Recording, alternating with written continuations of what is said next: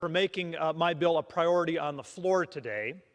We've heard from a number of earlier speakers that recent Supreme Court decisions have upset the majority.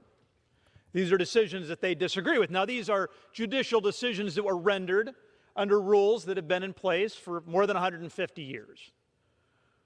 But there seems to be a growing force of people who want to change the rules. If we didn't get the decision we wanted under the rules that have been in place since 1869, then let's go ahead and change the rules.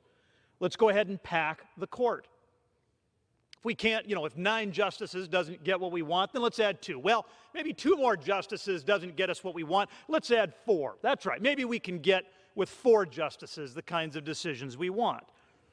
And Madam Speaker, this is not a hypothetical boogeyman. This is an actual pending legislation introduced by none other than the chairman of the Judiciary Committee. An active attempt to pack the court with 13 justices. Now, you might ask, Madam Speaker, is 13 the right number? Does 13 come about because there's been some report or some analysis that 13 justices would make the work of the court more productive? Or perhaps the Supreme Court itself, the justices, have indicated that they would do a better job with 13. No, it does not come about because of any independent analysis or request by the court. This attempt to pack the court is all about power. It's all about power. It's all about getting the kinds of decisions that the House majority wants.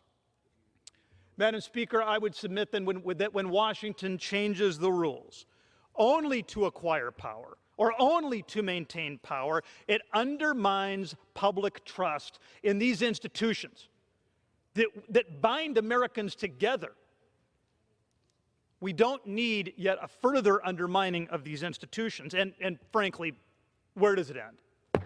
Once this body establishes that the size of the court can grow only so that we can secure the preferred judicial decisions of the House majority, where does it end? Y'all take it to 13. A few years later, we take it to 15. You can take it to 17 after that. Again, this is not a hypothetical boogeyman. We have seen this happen in other countries. Madam Speaker, this leads to madness. This is no way to run a judiciary. Now, you don't need to take my word for it. Justice Ruth Bader Ginsburg, before her death, made it clear that packing the court would undermine and erode public trust in the Supreme Court. She was stridently opposed to it. Retiring Justice Stephen Breyer feels the same and has publicly been opposed to packing the court. This is not something that only Republicans oppose. It's something that reasonable, like-minded people who care about the independence and the trust and the public trust of the court have opposed as well. And so that's what my bill would do, my resolution would do. It would simply put into the Constitution what has already been the case since 1869, and that is 9 justices on the Supreme Court.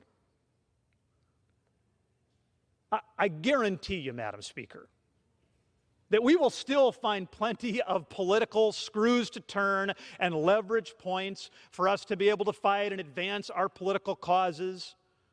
But if we can just put into the Constitution this one thing, to keep the 9, we will be able to at least somewhat insulate the court from the most corrosive political maneuvering that we know that this body is capable of. Now, I'd make it clear, a no vote on the PQ, which I'm urging, does not submit this constitutional amendment to the states. All it does is allow this body 1 hour to debate the merits of keeping the 9. What possible argument could there be against taking that 1 hour for us to discuss together what the right size of the court is and how do we best maintain public trust in the court going forward? And so, Madam Speaker, I ask my colleagues on both sides of the aisle to heed the words of Ruth Bader Ginsburg, Stephen Breyer, Joe Biden, and so many of us on this side of the aisle to consider keeping the 9. And with that, I yield back. The gentleman from